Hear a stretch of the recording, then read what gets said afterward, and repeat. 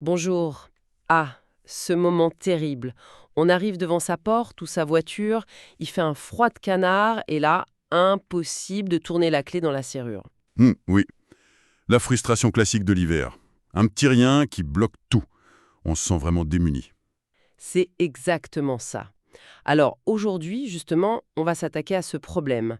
Comment on fait pour éviter que nos serrures gèlent?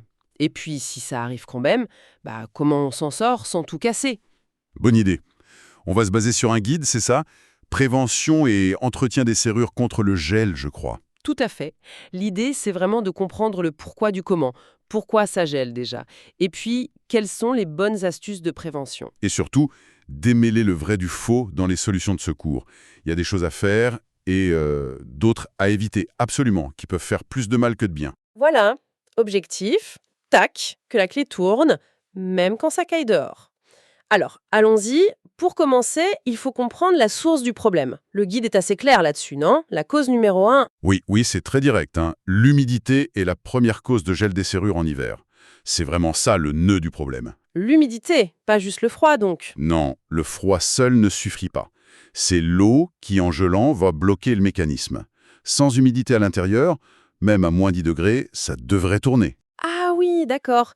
Et apparemment, ça peut aller très très vite. Le guide dit, dès que l'eau pénètre, le froid peut la bloquer en quelques minutes. Exactement. Quelques minutes, il suffit de pas grand-chose, hein. Un peu de pluie fine, de la neige fondue qui s'infiltre par l'ouverture. Voire même juste de la condensation. Oui, tout à fait. Les changements de température peuvent créer de la condensation à l'intérieur. Cette eau, même en quantité infime, se loge dans les petits interstices autour des goupilles. Ces petites pièces qui bougent quand on met la clé. C'est ça. Et dès que la température passe sous zéro, hop, l'eau se transforme en glace. Et ça coince tout. C'est comme des petits glaçons microscopiques qui bloquent le mouvement. Je vois. C'est mécanique en fait. L'ennemi, c'est donc cette humidité. Alors, logiquement, pour éviter le gel, il faut empêcher l'eau de rentrer ou de rester là. Quelles sont les bonnes stratégies? Alors, la stratégie numéro 1, la plus recommandée pour un effet durable, c'est la lubrification. Mais attention, une lubrification préventive. Préventive, d'accord. Le guide dit bien d'appliquer des produits qui protègent le mécanisme de l'humidité. Il parle d'utiliser un produit lubrifiant comme une vraie astuce d'entretien pour prévenir le gel. D'accord, lubrifier. Alors moi, j'ai toujours une bombe de dégrippant multi-usage dans le garage. Le genre de truc qui sert un peu à tout. Ça marche, ça. Ah, la fameuse question. Et c'est là qu'il faut être vigilant. La source insiste bien sur il faut appliquer un lubrifiant ou un produit formulé pour cet usage. Ah, donc pas mon super spray multi-usage. Disons que ça peut dépanner pour dégripper sur le moment peut-être, mais pour la prévention du gel, c'est pas l'idéal. Ces produits peuvent parfois même chasser les bons lubrifiants déjà présents ou pire, attirer la poussière et l'humidité à terme. D'accord, compris. Il faut donc un produit vraiment dédié aux serrures. Qu'est-ce qu'il a de si spécial, ce produit? En général, ce sont des produits à base de graphite ou parfois de silicone. Ils ont deux qualités essentielles. Premièrement, ils ne gèlent pas eux-mêmes, même à basse température. Logique. Et deuxièmement, et c'est le plus important, ils sont hydrofuges, ils repoussent l'eau. Le guide explique que ces formules créent une protection contre l'humidité. C'est comme un film invisible qui empêche l'eau de s'accrocher au métal. Un genre de bouclier entier ou quoi? C'est exactement ça. Du coup, l'eau ne peut pas stagner et ne peut donc pas geler à l'intérieur. Malin. Et ça, on le fait avant l'hiver, j'imagine. En guise d'entretien préventif, c'est ça? Tout à fait. Le mieux, c'est à l'automne. Idéalement, on nettoie un peu la serrure avant, on souffle dedans pour enlever la poussière et puis on applique le produit spécifique. C'est un petit geste, mais ça peut vraiment éviter bien des soucis. C'est noté. Le bon produit au bon moment. Mais le guide parle aussi d'autres choses, un peu plus physiques, on va dire. Oui, des protections physiques, surtout si on sait qu'il va y avoir une nuit de gel intense, de la pluie verglaçante. D'accord, comme une sorte de cache-serrure? Voilà. Le guide suggère de glisser une housse ou poser un ruban adhésif sur la serrure avant une nuit de gel. Une housse ou carrément du ruban adhésif, du scotch sur la serrure, ça me paraît un peu bizarre. Et est-ce que ça tient avec le froid et l'humidité? C'est une bonne question. L'idée, c'est pas forcément de faire quelque chose d'esthétique, mais de fonctionnel. Le but, comme le dit la source, c'est de limiter la pénétration de l'eau dans la serrure. Juste couvrir le trou de la clé, en gros. Exactement. Ça peut être un petit capuchon en plastique fait pour, parfois on en trouve, ou alors, oui, un bon ruban adhésif, plutôt du type toilé ou isolant, qui résiste mieux au froid. Ou même un petit aimant souple sur une portière de voiture, juste pour empêcher la neige ou le verglas de s'accumuler directement dedans. D'accord. Une astuce de système D, quoi. Mais si ça marche, c'est suffisant, ça, hein? On met son bout de scotch et on est tranquille. Alors là, le guide est très clair. Non, ce n'est pas infaillible. Ça aide à limiter le risque, mais l'humidité peut toujours trouver un chemin, ou est déjà un peu présente. D'accord, ce n'est pas une garantie totale, hein. Non. Et c'est pourquoi la source ajoute tout de suite une recommandation super importante. Veillez néanmoins à conserver un produit dégivrant dans la maison ou dans la boîte à gants. Ah, ah. Le fameux produit dégivrant. Donc même si on a bien lubrifié, qu'on a mis un petit cache, il faut quand même avoir ce produit à portée de main. C'est la ceinture et les bretelles, en quelque sorte. C'est exactement ça. La prévention, ça réduit beaucoup le risque, mais le risque zéro, surtout avec la météo, ça n'existe pas vraiment. Donc avoir un dégivrant, et là encore un dégivrant spécifique pour serrure, pas n'importe quoi, c'est essentiel. Le plan B indispensable, comme le dit le guide. Tout à fait. Ça permet d'avoir une solution rapide si jamais malgré tout, ça coince. Très bien.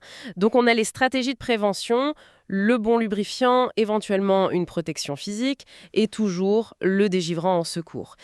Maintenant, passons à ce qu'il ne faut surtout pas faire. Si on est face à la serrure gelée, quelles sont les erreurs classiques à éviter? Ah oui, chapitre important, parce que c'est là qu'on peut faire de gros dégâts. Le guide met en garde, attention à ne pas opter pour des solutions qui risquent d'endommager votre serrure. Ça vise surtout les fausses bonnes idées.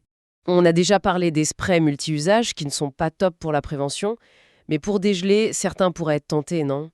Ou peut-être mettre de la graisse, ça lubrifie, non? Ça pourrait aider? Intuitivement, on pourrait penser ça. Mais la source est formelle. Il ne faut pas utiliser de graisse classique. Jamais. Ah bon? Pourquoi? Parce que la graisse, surtout si elle est un peu épaisse, c'est un véritable aimant à saleté. Le guide explique que ce produit retient les particules, la poussière, le sable, les petits débris. Ah oui. Et tout ça forme une espèce de pâte abrasive à l'intérieur du mécanisme tout fin de la serrure. Ça va user les pièces prématurément et, au final, ça risque de gripper la serrure encore plus, même quand il ne gèle pas. D'accord. L'effet papier de verre à l'intérieur. Donc la graisse, on oublie complètement. Quelle est l'autre grande interdiction? J'imagine que ça concerne la chaleur, le coût du briquet. Exactement. La tentation est énorme quand on grelotte dehors de vouloir faire fondre cette glace vite fait avec une flamme. Mais là, la source est catégorique. Il ne faut jamais utiliser de briquet à l'intérieur de la serrure. Jamais, jamais. Jamais. C'est probablement l'erreur la plus fréquente et la plus dommageable. Pourtant, ça semble si logique. Le feu, ça fait fondre la glace. Pourquoi c'est si mauvais? Le guide l'explique bien. La chaleur peut endommager le système d'ouverture, aggravant ainsi le problème. Ah oui? Comment ça? Les serrures modernes, elles ont souvent de petites pinces en plastique, des ressorts très fins. Tout ça, ça peut fondre, se déformer, perdre son élasticité avec la chaleur. En plus, ça peut brûler le lubrifiant qui était éventuellement présent. Et puis bien sûr, il y a le risque de se brûler soi-même ou d'abîmer la peinture autour. D'accord. Donc le remède est bien pire que le mal. Briquet égale non. Mieux vaut utiliser le fameux dégivrant spécifique qu'on a sagement mis de côté. Tout à fait. C'est la solution la plus sûre, la plus efficace. Si vraiment on n'a rien, on peut essayer de réchauffer doucement la clé, pas la serrure, avec ses mains sous son aisselle. Mais pas de flamme. Un sèche-cheveux à distance, chaleur modérée, ça peut marcher, mais c'est moins pratique. Bon, le message est clair, la prévention et les bonnes réactions, c'est essentiel. Le guide insiste aussi sur un dernier point, le rôle du serrurier. Oui, il termine en rappelant que, finalement, un bon entretien est la meilleure solution. Et pour s'assurer que cet entretien est bien fait, ou si on a des problèmes récurrents, il recommande de solliciter les conseils d'un professionnel de la serrurerie. Un serrurier, pour une serrure qui gèle. On trouve plein de conseils partout, les produits sont en vente. Est-ce vraiment utile? C'est une bonne question, mais oui, ça peut être très utile. L'avantage du pro, c'est qu'il connaît vraiment les mécanismes. Le guide dit qu'un serrurier peut vous partager ses astuces ou installer un système adapté. C'est-à-dire? Il peut vous dire quel est le meilleur produit pour votre serrure spécifique. Une vieille serrure de porte d'entrée, ce n'est pas pareil qu'une serrure de voiture moderne. Il peut voir s'il n'y a pas un autre problème qui favorise le gel, et il peut confirmer si ce que vous faites est correct. Une sorte de validation par l'expert, quoi. C'est ça. Et puis surtout, si malgré toutes les précautions, on se retrouve complètement bloqué dehors, la clé ne tourne plus du tout, Là, c'est le serrurier qu'il faut appeler, j'imagine. Pas tenter de forcer. surtout pas forcé. C'est le meilleur moyen de casser la clé dedans ou de détruire le mécanisme. Le guide le dit, l'intervention rapide d'un professionnel évite d'endommager davantage votre serrure. Lui, il a les outils, les techniques pour ouvrir sans tout abîmer. Donc, que ce soit en prévention pour avoir le bon conseil ou en urgence quand on est coincé, faire appel à un pro, ça peut éviter des frais plus importants après. C'est exactement ça. Ça peut être un bon calcul en fait. Un investissement pour la tranquillité. Parfait. Bon, je crois qu'on a fait un bon tour d'horizon. Si on devait résumer les points vraiment essentiels à retenir, Alors, je dirais 1. L'ennemi, c'est l'humidité. C'est elle qu'il faut combattre. d'accord? 2. La meilleure arme, c'est la prévention. Utilisez un lubrifiant hydrofuge spécifique avant l'hiver. On peut compléter avec une petite protection physique s'il fait vraiment très froid et humide. Et 3, 3. Toujours avoir un dégivrant adapté sous la main, le plan B indispensable. et côté interdit, Pas de graisse classique, pas de spray multi-usage inadapté pour la prévention. Et surtout, jamais de briquet ou de chaleur directe sur la serrure. et enfin, ne pas hésiter à demander conseil à un serrurier ou à l'appeler si on est bloqué.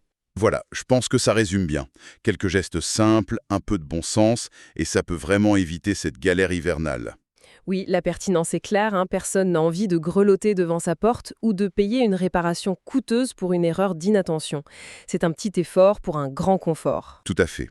Un petit entretien pour un hiver plus serein, du moins côté serrure. Exactement.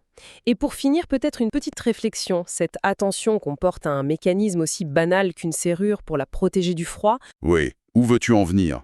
eh bien, cet effort d'anticipation, cette protection contre les éléments, est-ce que ça ne nous rappelle pas l'importance de la préparation dans d'autres domaines de notre vie? Peut-être que ça nous invite à penser où un peu d'entretien préventif pourrait nous éviter des blocages quand les conditions deviennent plus difficiles. Belle métaphore. Une question à méditer en attendant les premiers gels? Peut-être.